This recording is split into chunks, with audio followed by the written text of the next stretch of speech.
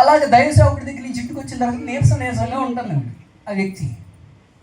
ఎవరో అన్నారంట, బాయ్ నేను చెప్తానే ఉన్నా, మంచి పనుడి గాడికి పోవాలి, పోతే చర్చీలకి బొచ్చీలు కానీ తిప్పకూడదు.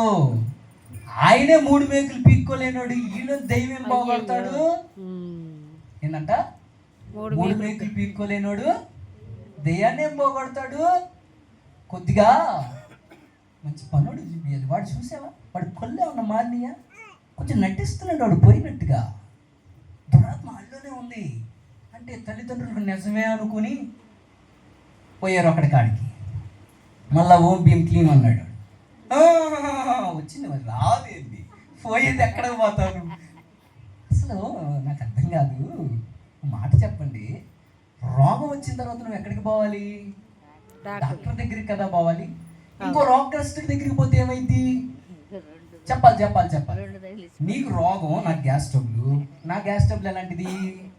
తల తిప్పి వామిటింగ్స్ అయ్యి గ్యాస్ పోక తలనొప్పి వచ్చింది, ఓ పక్కంతా పార్షనొప్పి. ఇంకొకరికి ఉన్న గ్యాస్ ఏంటి అంటే అజీర్తి ప్రాబ్లం, టేపులు వస్తూ ఉంటాయి. ఇప్పుడు వాడి కాడికి పోయి నేను, అయ్యో నాకు గ్యాస్, వాడంటే నాకు గ్యాసే. అవునా, నువ్వేం వాడుతున్నా?